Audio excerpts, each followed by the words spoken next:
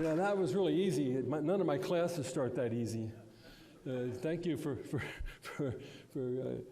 coming into order like this. Good afternoon. It's been quite a busy day. I'm delighted to see all of you here meeting for the first time in person in almost 3 years.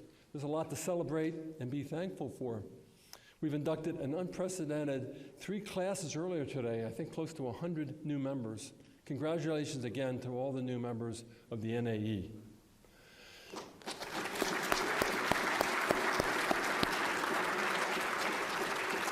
Soon we will hear from the 2022 NAE Prize and Award winners. And it's a historic moment for the NAE, a historic time. Our nation and the world are at a critical inflection point of rapidly accelerating technological and social change. The leadership of the members of the NAE, our academy, is needed now more than ever. That is why the NAE is launching a public phase of a $100 million campaign, the first of its kind in organization's history. To date, we have raised slightly over $51 million towards that campaign. And the campaign for leadership in a world of accelerating change will equip the NAE to provide leadership through a focus on the fundamental nexus of people, systems, and culture. You, our members, along with institutional donors and friends, empower a vibrant and dynamic NAE that can answer the call and proactively respond to emerging challenges and opportunities. The world and technology are changing at a pace that challenges our understanding and ability to adapt. But we're engineers. Engineering is at the heart of solving global-scale challenges that affect all people. These challenges create opportunities to learn, improve, and expand the engineering field, provided we are prepared to answer the call.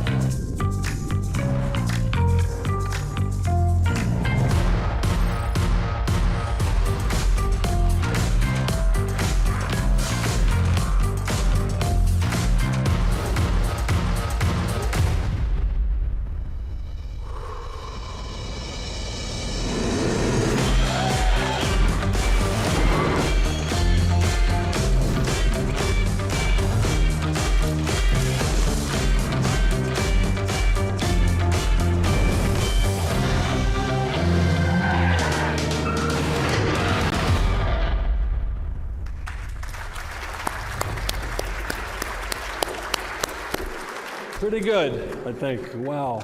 And I want to acknowledge our staff that put this together. They did a great job, and I think it's really going to do a lot for us as we try to recruit younger people into the engineering field.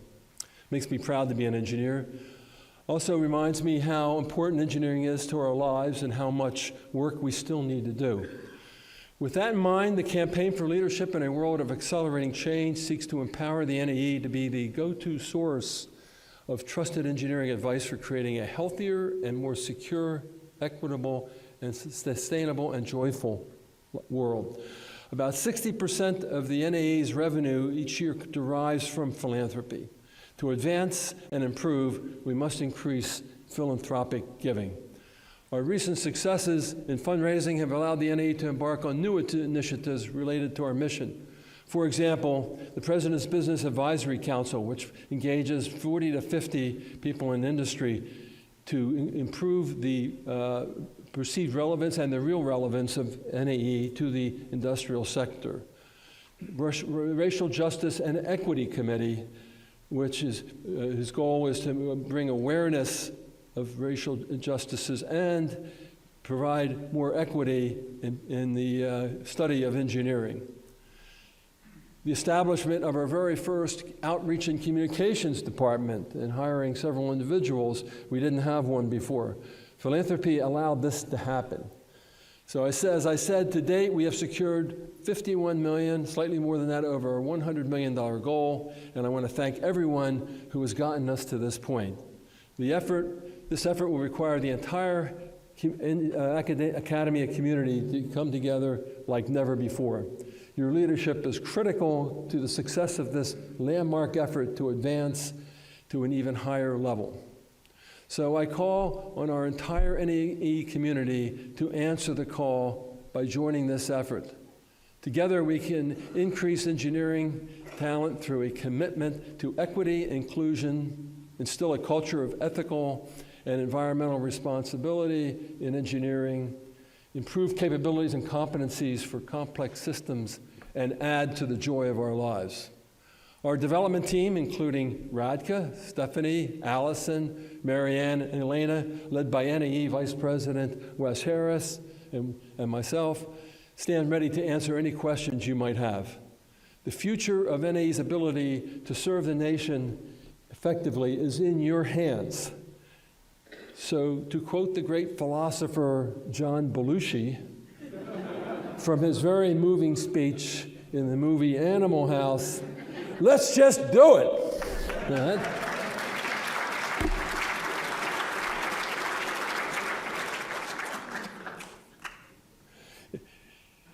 Engineering leadership is the foundation upon which NAE was created. So it's fitting that our next event is the awards program. Please join me in welcoming NAE Vice President Wes Harris, who will introduce us to some outstanding engineers who are this year's award winner. Wes?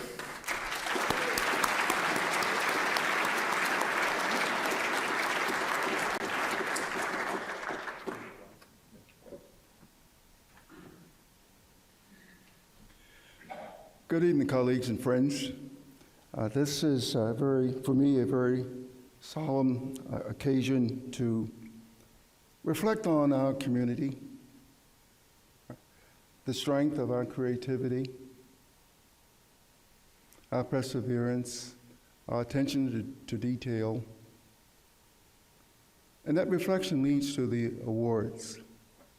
But it's equally important that the awards themselves forces or gives us, NAE, an opportunity to reflect on our values, to recalibrate, to make sure we are consistent with our requirements for excellence. So this is a very important occasion to recognize the achievements of our colleagues. Galvanizing moment, presentation. Let's move forward. Let us all work together to reach our goal, to exceed our goal, actually. I've seen the call to action several times now, as you could imagine, and each time I see something different, but each time I'm also engaged. I'm just so proud to be an engineer. I'm so proud to be a member, a servant of NAE. It's outstanding. As John has said, engineering leadership is the foundation upon which we, the NAE, was created. Look around you, to the left, to the right. This room is filled with engineer leaders, you. Some of the greatest minds in engineering are here today with us, right now. It's in you, and we recognize that. The leadership is evident in the individuals who were introduced into our community, NAE, earlier today, some 3 classes. It is showcased in today's awardees who have accomplished so much. It gives me great joy to serve as the MC of this award ceremony and to celebrate the grand achievements of our colleagues, our grand achievements and engineering. The bios of today's awardees are in the printed program on pages 4 through 7. They're also available for viewing on the NAE website under annual meeting. I encourage you to take a moment to read them so you can see the full scope of the awardees' achievements. Upon presentation of each award, the awardees have been invited to provide some remarks. The awardees are true engineer leaders, and this is a wonderful opportunity for us to hear their personal story or a message of importance in their own words. I'd like to welcome to the stage the chair of the committee, the awards committee, Professor Craig Benson, University of Virginia.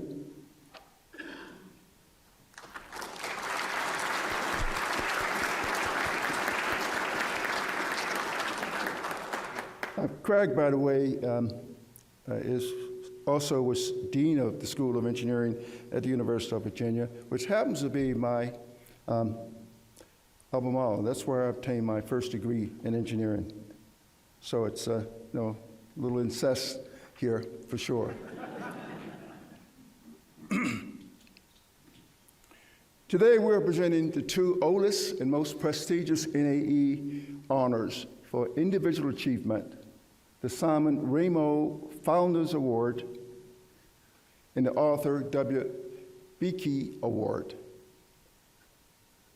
The awards are supported by members and friends of the NAE. The Simon Ramo Founders Award honors an outstanding NAE member or international member who has upheld the ideas and principles of NAE through professional, educational, and personal achievements. Established in 1965, the Simon Ramo Award was renamed the Simon Ramo Founders Award in 2012. It was endowed by the Keck Foundation in honor of one of NAE's 25 founding members, Simon Ramo, on the occasion of his 100th birthday. Si passed away in 2016 at the age of 103. The Arthur W. Beakey Award recognizes an engineer who has been actively involved in determining U.S. science and technology policy, promoting technological development, and contributing to the enhancement of relationships between industry, government, and academia.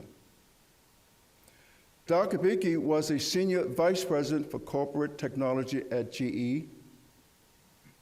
He was a member of the NAE Council and an outspoken advocate for the advancement of engineering and technology. We are grateful to his daughter, Tina, for her continued support of the award. We also greatly appreciate the work of the 2022 awards committee members and its chair, Dr. Craig H. Benson, who is the Hampton Endowed Chair in Engineering at the University of Virginia, the committee, Dr. Benson, for their work in carrying out the award selection responsibilities. Presenting the awards this afternoon are NAE President John Anderson, the awards committee chair Craig Benson, with assistance from the NAE awards program officer, Ms. Deborah Young. It gives me great pleasure to announce the recipients of this year's Simon Ramo Founders Award. The awardee is Dr. L. Raphael Reich.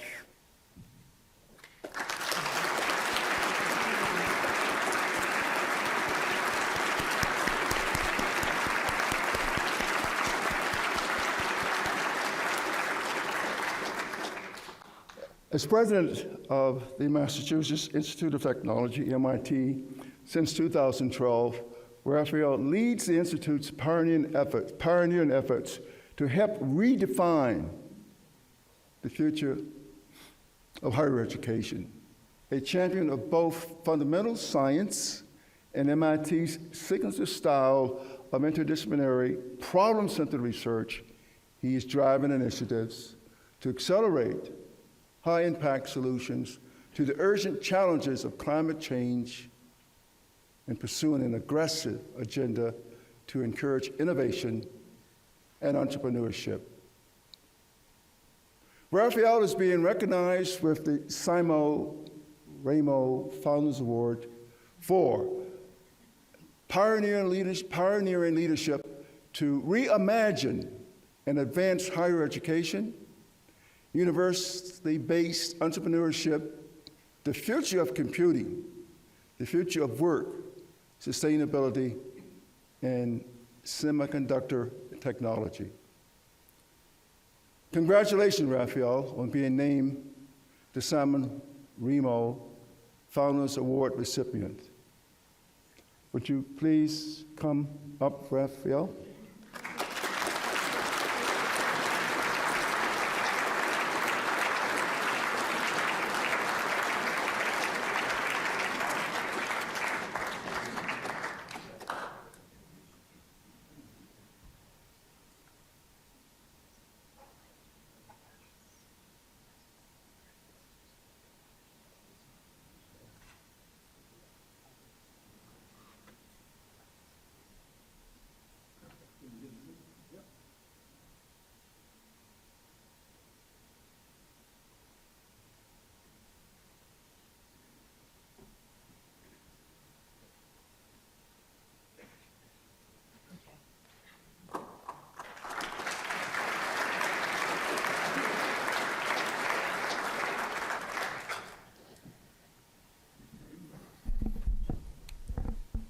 After watching that spectacular video that John showed earlier, I don't think I can do a better job than, so just bear with me. It's truly and extremely meaningful to receive and to be honored by the Simon Ramo Award. And being introduced by the eminent Wes Harris makes the honor even more profound to me. I'm delighted to be recognized by the National Academy of Engineering and its members because choosing to become an engineer was one of the most important decisions that I ever made. I did not start out with sky-high ambitions. I was just a kid in Venezuela from a very modest background, hoping for a decent job and a better life. Like many young people at the time in South America, I saw engineering as a ladder up to the middle class. I was also attracted to engineering thinking and to the fun, logic, and rigor of engineering. Then as my career unfolded, at MIT, I gradually found myself in leadership positions. The head of a big lab, the head of a big department, engineering department, eventually provost, and then president. Along the way, I came to see that engineering had given me something I never expected, an extremely useful set of skills that help me do what leaders need to do and are expected to do. As a leader, one is often required to make important decisions under conditions of great uncertainty, which is exactly what engineering trains you to do. I can give you many personal MIT examples of that, from managing the unpredictable global crisis in 2008, to overseeing the uncertainty of COVID-19 and lots of activities and projects in between. I'm not the first to say this, but my own experience has taught me in unforgettable ways that leadership is a profound exercise in systems engineering. It may not be quite as hard as designing a spaceship to Mars, but it takes many of the same kind of skills. It takes the ability to break an overwhelming problem into manageable pieces, to drill down in the data until you uncover the opportunities, and to capitalize on the skills of an enormous team. It takes the courage to articulate your vision, to prototype and iterate, learning from your mistakes, and to keep on going until, with a little luck, you find the path that works. We live in a moment when society is starving for principled, inspired, constructive leadership in the face of immense global challenges. In a time of such tremendous need, I believe in the vision, potential, and capacity to do good of the members of the National Academy of Engineering. And that includes all of you here today. And I trust you will each continue to find your own ways to contribute, to move the needle in the right direction for the benefit of humankind. I'm deeply fortunate to have been welcomed into this transformative profession so many years ago, and I'm profoundly grateful for the immense honor of this truly wonderful award. Thank you.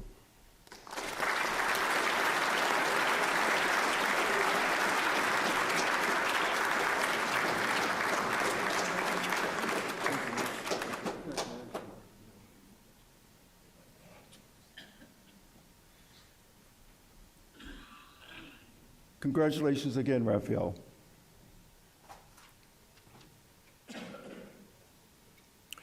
Next, I'm very pleased to announce retired General Ellen W.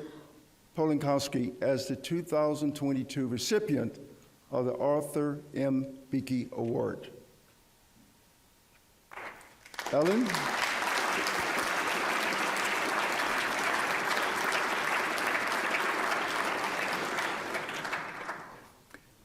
While she's coming up, Ellen is an independent corporate director, providing expertise on strategic planning, program management, logistics, and research and development. She serves on the public boards for the Raytheon Company, RPM International, Vertigo 3D. She's the third woman to achieve the rank of general in the U.S. Air Force, 4-star general.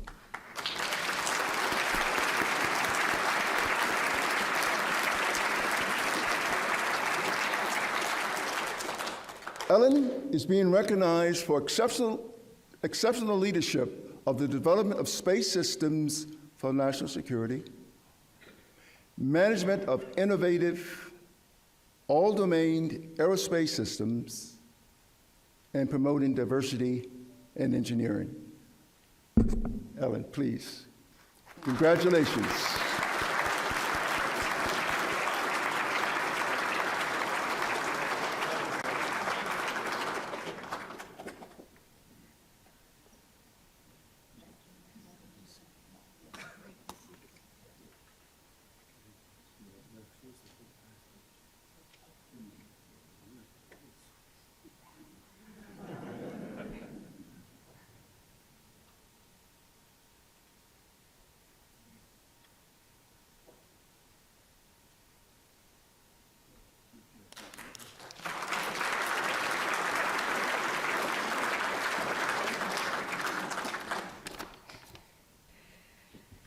It's a tremendous honor to be recognized by the National Academy of Engineers.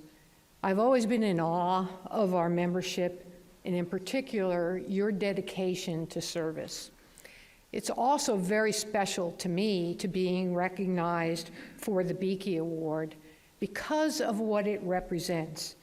The award focuses on promoting technology development and enhancing collaboration between government, industry, and academia, and this resonates with my lifetime goals.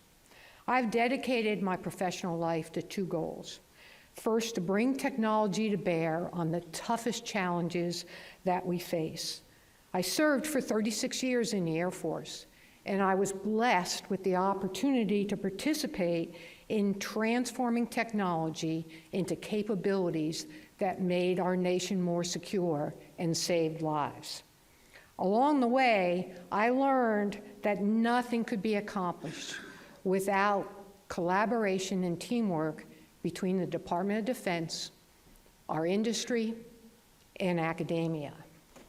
As a government official, I often found myself having to break through organizational and contractual barriers in order to succeed.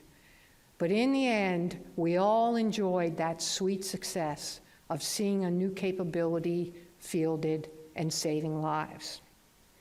But our continued success means we also must continue to work on my second goal, which is to ensure that our engineering community has access to the talent regardless of gender, race, or economic background.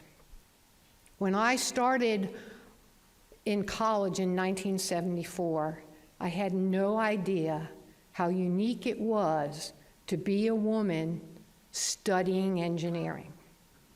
And I spent way too many years as the only woman or the only minority in the room. I dedicated my efforts to helping women and minorities grow as engineers. Today in Macon, Georgia, where I live, there's a grammar school, St. Peter Claver School. 67% of the students there live below the poverty line, and 90% of them are African American and Hispanic. This year, they received funding and donations to establish a STEM school for their students.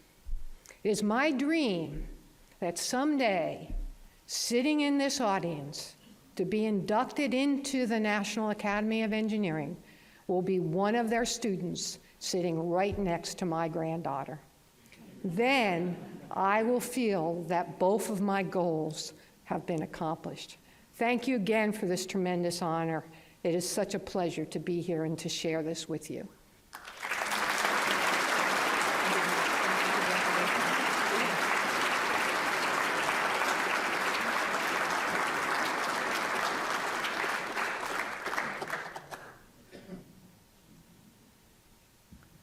Again, congratulations, Helen, and thank you for that wonderful speech and comments. Very moving, very moving.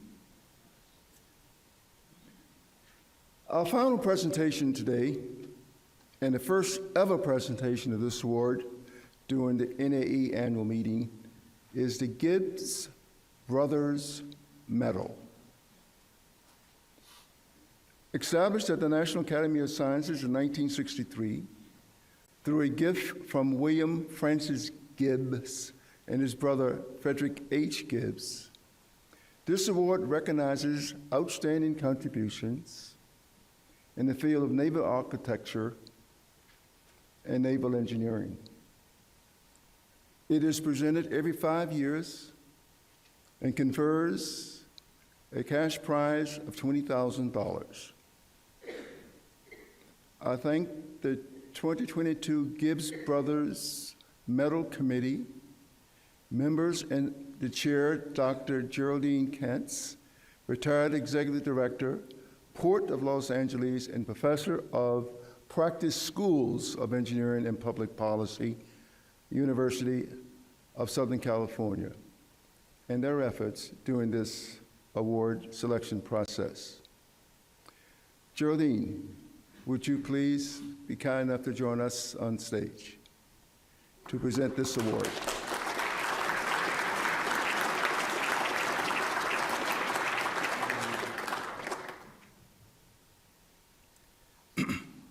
And now I'm pleased to announce the winner of the 2022 Gibbs Brothers Medal, Retired Admiral Frank L. Skip Bowman.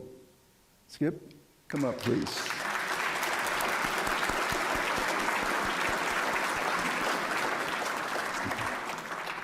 Right.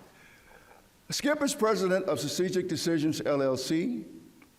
Previously, he was president and CEO of the Nuclear Energy Institute, which represents more than 300 domestic and international corporations and organizations involved in nuclear energy and related technologies.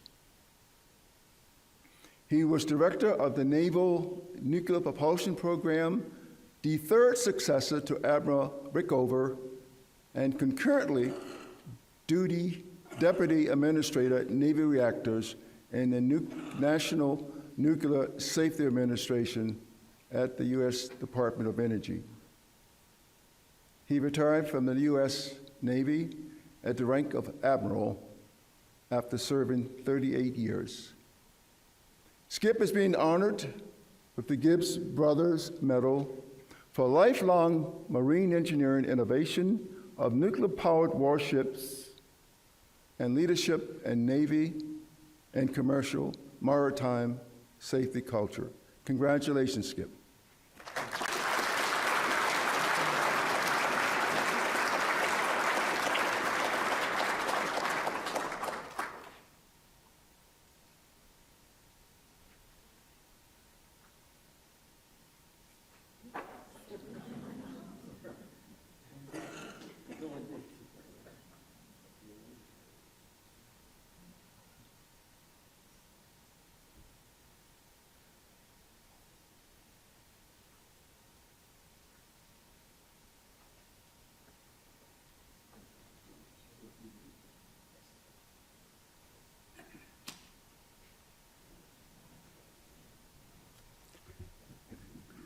Thank you very much, Wes. Wes just said, say a few words.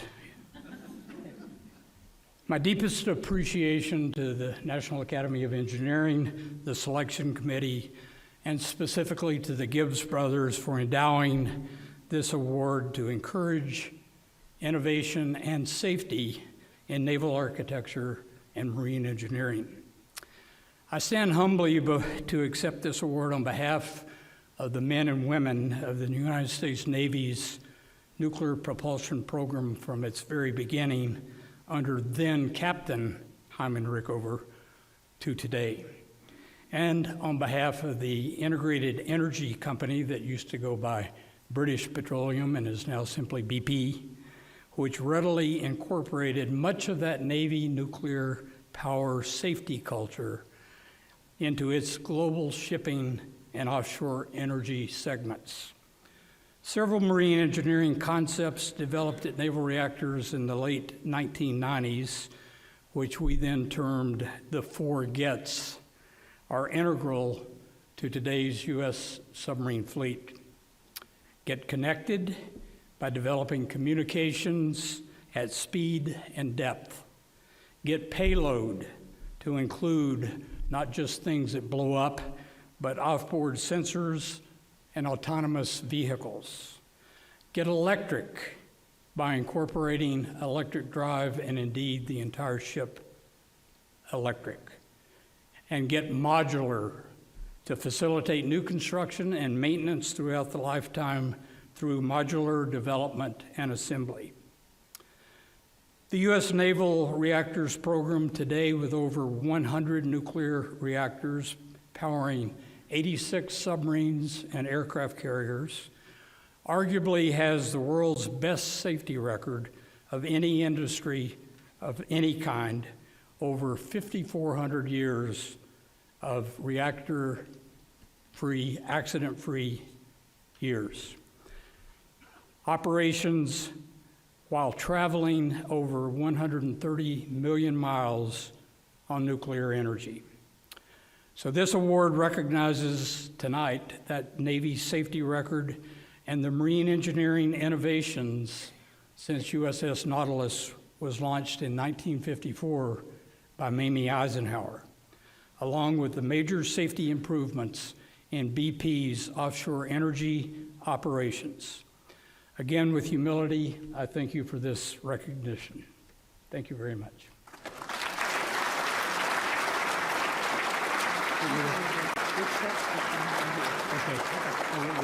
Okay.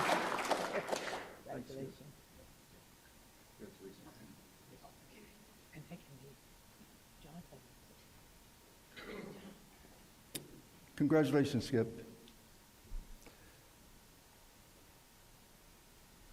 Let's give a round of applause to this year's winners of the Simon Remo Award, the BP, and congratulations to the brothers.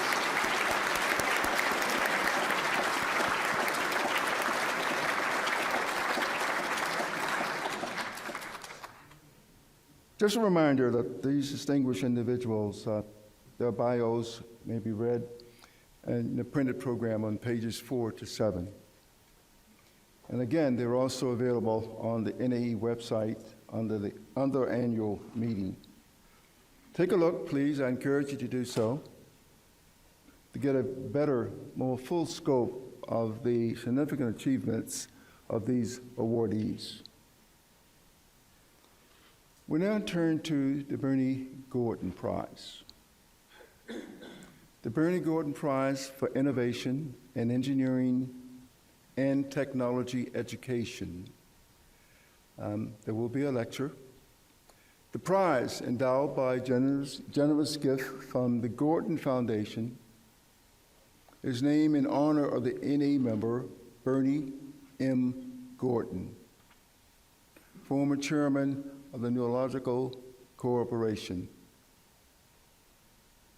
The award recognizes innovative education modalities and curriculum design, teaching methods, and technology-enabled learning that strengthen students' capabilities and that inspire them to become engineering leaders. Half of the $500,000 prize is shared equally by the recipients, and the other half is presented to their university to support the continued advancement of the award-winning program. In January, the NAE announced the winners of the 19th Gordon Prize. They are Giannis C. Dortis, Thomas C. Colossus, Richard K. Miller, and Jenna P. Carpenter for creating an innovative educational program that prepares students to become future engineering leaders who will address the NAE grand challenges of engineering. Offered at engineering schools worldwide, the Grand Challenges Scholars Program provides a combined curriculum and extracurriculum approach to prepare undergraduate students to tackle innovative and innovative problems and dynamically improve the quality of life around the world, to build a better world. Tom, Dick, and Giannis, co-founders of the program in 2009, at their respective universities, Duke University, Olin College, and the University of Southern California. Jenna joined the original group later and provided valuable contributions drawn on her research on integrating STEM curricula. She served for 7 years as chair of the Grand Challenges Scholars Program Steering Committee. Bios are listed in the annual program, pages 8 and 9, and on our NAE website. Presenting the lecture today is Tom. Tom, would you come forth, please?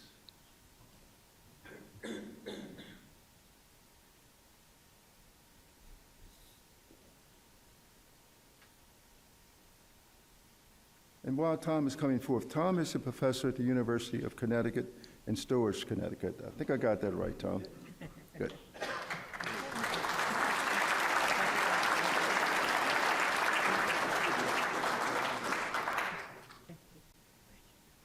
Thank you, Deborah. Thank you, Wesley, for that warm introduction. Good afternoon, everyone. It is my complete honor to talk to you today about the NAE Grand Challenge Scholars Program and tell you a little bit about its history, about what it is, and about where we think it's going in the future.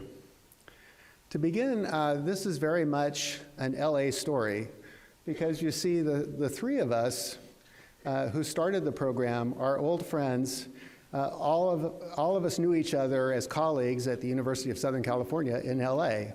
And later, we were joined by the incredibly talented Jenna Carpenter from Louisiana Tech. So she was also from LA, but for her it was Louisiana. But nevertheless, we were all from LA one way or another. On a personal note, I just have to say to the three of them, I am so grateful to you for your talent and friendship, which has made this the most productive and gratifying collaboration of my professional career. So thank you to the three of you so much. Okay. The story of the Grand Challenge Scholars Program begins with two transformative National Academy of Engineering reports. The first one is the greatest engineering achievements of the 20th century. You may recall this list. Among the achievements in the top 5 includes automobiles, airplanes, and water distribution. So I call this, I like to paraphrase this as planes, drains, and automobiles.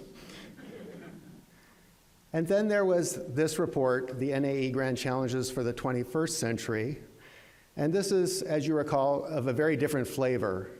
The Grand Challenges included things like make solar energy economical, reverse engineer the brain, and prevent nuclear terror. For sure, they all involve engineering, but none of them are devices, and none of them can be solved with engineering alone. They require bridging across disciplines, including behavior, business, policy, and many others. And they augur for a different type of education. When the three of us saw this list, we saw it less as a prediction of the future and more of a call to arms. And in response, the three of us organized the first NAE Grand Challenges Summit at Duke University in 2009, co-sponsored by Duke, USC, and Olin College. At that meeting, Chuck Vest gave a remarkable keynote address, and I thought it would be enjoyable for many of you who remember him and knew him to hear his remarks in his own words. So I'm going to play a little clip from him. I still find his words as prescient and inspiring today as I did then.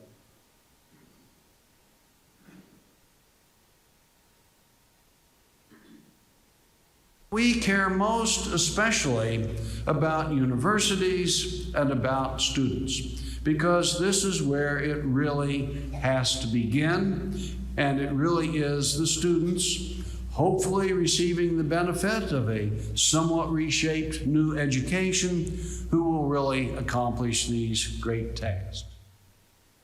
When we ask bright kids, why did you not go into engineering?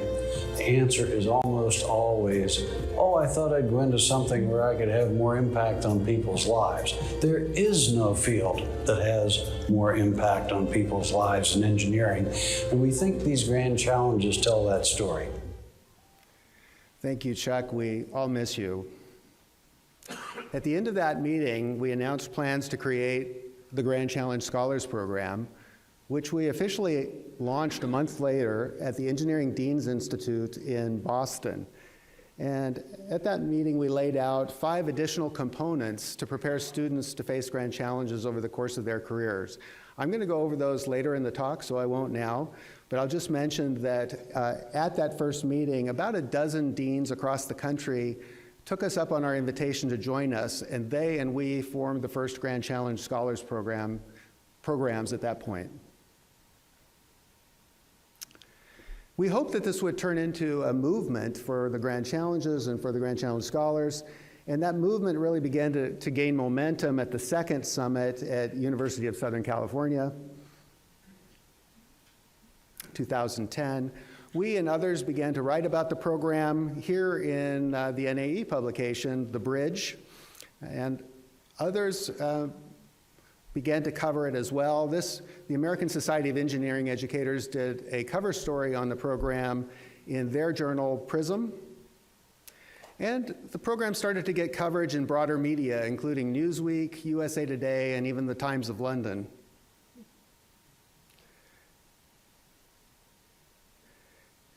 Thanks to the leadership of Dan Mote, the Grand Challenges movement went global in 2013 when the RAE, CAE, and NAE teamed up to host the first Global Grand Challenges Summit in London. And that was the first International Grand Challenge Scholars Program event. And the Grand Challenge Scholars were very prominent at the meeting and had meetings with their counterparts from the UK and China, as well as leading engineers from around the world, and it became a very inspirational event for them. The global movement continued with the second Global Summit in Beijing. And here you see the Grand Challenge Scholars in attendance, and they were very well represented. You have the Grand Challenge Scholars as well as their mentors and directors of their corresponding programs here. So a big feature of the meeting. But the real turbo boost to the program came in 2015 when we received this invitation from the White House to come to meet with President Obama if we could get 50 deans of engineering from across the country to sign on and commit to creating Grand Challenge Scholar-like programs of their own. Well, we didn't get 50. We got 122. The power of the White House. We did get that private meeting with President Obama, and here Dan Mote is discussing with the President about the Grand Challenge Scholars Program. And I really realized at that meeting how much President Obama understood this generation of kids when he came to me and he said, "You know, Tom, when you were a student, you probably took thermodynamics because you thought it was cool. But kids these days need to know what it's good for first." And you know, I was completely tongue-tied and starstruck. But I realized that not only does he understand this generation of students, but I realized why he was supportive of this program, because he had a strong view that this country needed to attract more students into engineering, and he thought this is what would do it. Well, after that event, there was a real explosion in the growth of Grand Challenge Scholars programs and Grand Challenge Scholar students. And here you see the growth till today. We have 97 schools with active programs, 6 of those outside the US. There are 1,760 Grand Challenge Scholars have graduated, and including current students, there's over 2,000 past and current Grand Challenge Scholars.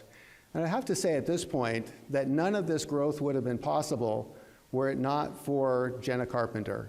As Wesley mentioned, she was on the advisory committee, the first advisory committee, took the leadership of that almost from the beginning, and I believe she's had a personal role in mentoring and nurturing the majority of programs that are in existence today. So really want to thank Jenna for her talent and dedication. So I want to tell you now a little bit about what the program is and does. But first, I want to share with you some words of wisdom from Bernard Gordon himself. So, as they say in TV, now for a word from our sponsor. There's an old phrase that it takes knowledge, skills, and attitude to be a successful engineer, let alone an engineering leader. The Bernard M. Gordon Prize for Innovation in Engineering and Technology Education was inaugurated in 2002 by the National Academy of Engineering. The intent of the Gordon Prize is to recognize new modalities and experiments in education that develop effective engineering leaders. So notice that in addition to knowledge, Mr. Gordon said students need to learn attitudes and skills. Here are the 5 competencies that students must have to be Grand Challenge scholars. They include a Grand Challenge project or research in order to develop a deeper understanding of the problem. They include a interdisciplinary curriculum which spans things like business, policy, and human behavior in order to get the expertise in the other disciplines that are needed to solve the challenges. It includes entrepreneurship and innovation because the challenges need a business model to scale. Fourthly, they need cultural and global competence because the grand challenges don't stop at an international border. And they need service learning experience to develop the skill and further the desire to use their knowledge for the benefit of humanity. As you can see, all of these are a combination of skill sets and mindsets. In fact, they're kind of on a spectrum, as you can see here, more towards the skill sets at the top, more towards the mindsets at the bottom. But we think and we hope this is what Bernard Gordon had in mind. So when we created the program, we had in mind two original goals for the program.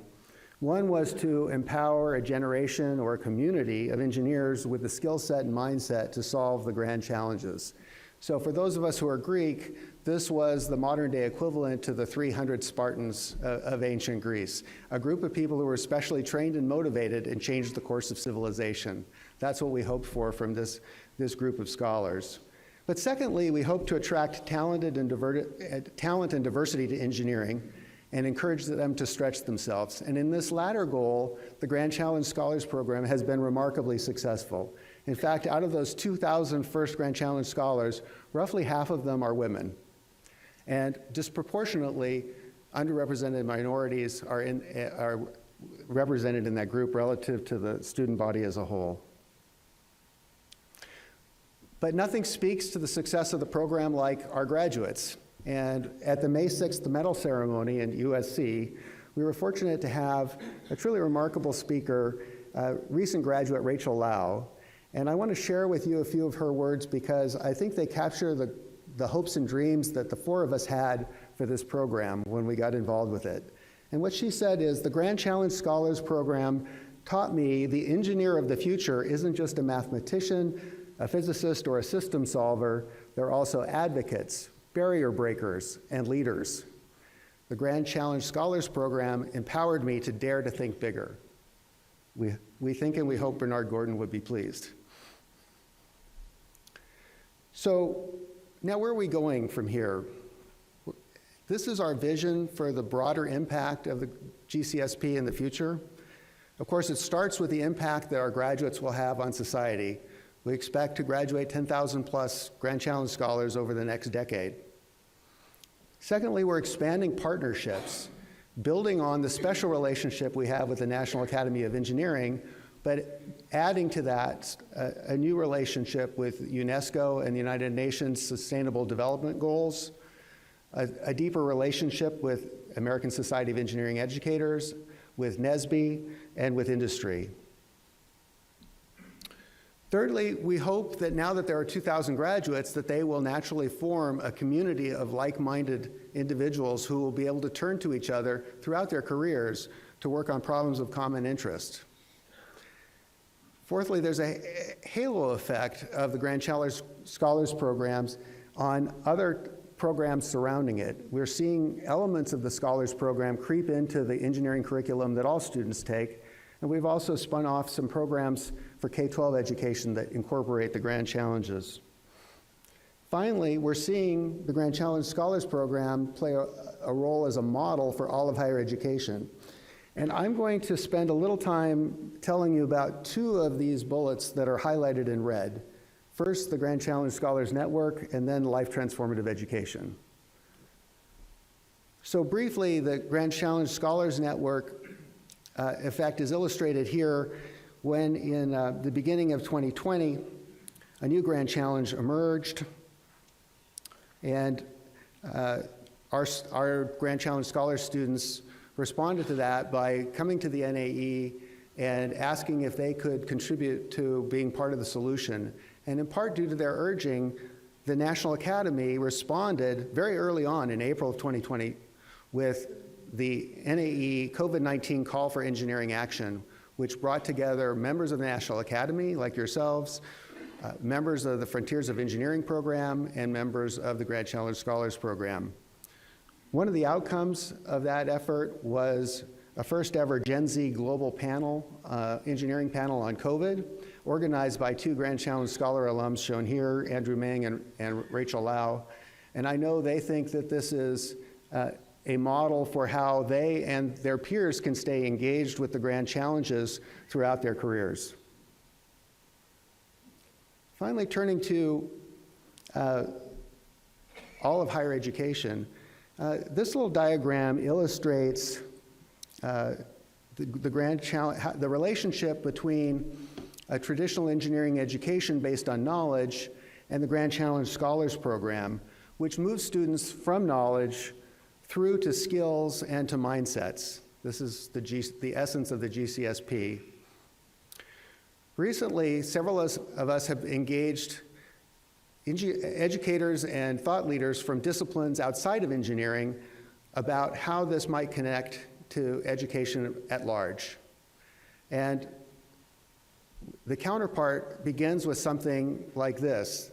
A liberal arts education has as its cornerstone identity. That is, helping students to discover who they are and their place in the world. But by connecting the knowledge that students learn in their liberal arts education to current problems in the real world with an emotionally supportive mentor, now not necessarily engineering problems, but they can develop from there a sense of agency and empowerment. How does their curricular knowledge empower them to make a difference in the world, and ultimately a sense of purpose to use that power for the greater good?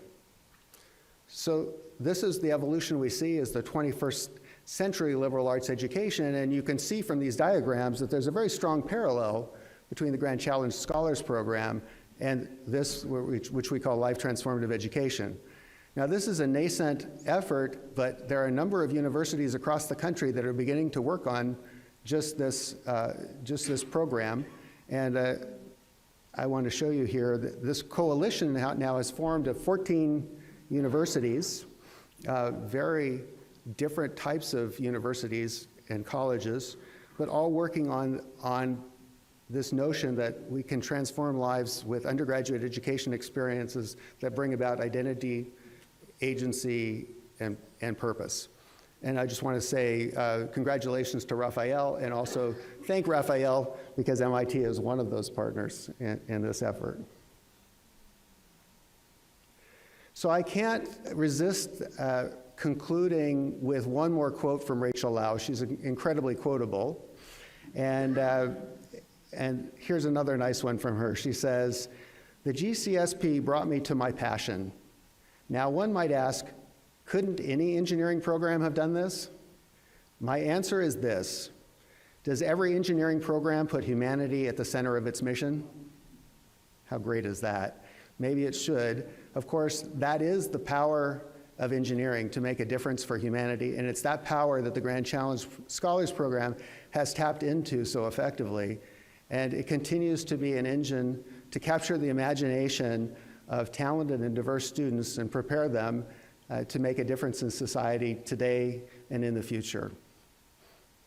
So before I close, there are a number of special people I want to thank who have made amazing contributions to the success of this program.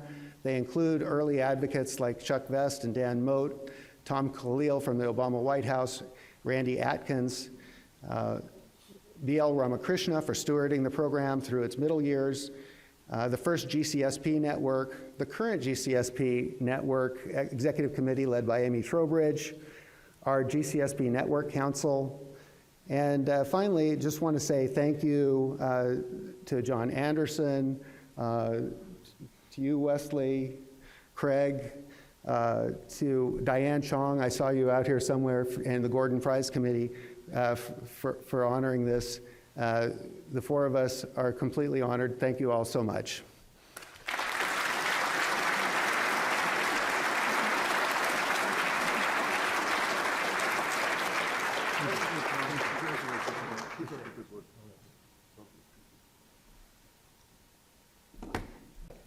Thank you, Tom, for those very insightful remarks. And thank you and our colleagues, Giannis, Rick, and Jana, for developing such a remarkable engineering education program. Our awardees truly reflect engineering leadership at its finest. Congratulations to all of today's awardees. I would like to thank everyone here for sharing in this awards presentation. Please join me and all of today's awardees at the reception located in the big tent. Again, thank you. I hope you have had a wonderful evening and will have an even greater one. And as you take part of this energy transitions lecture and forum to a place of excellence. Thank you and enjoy the rest of the evening.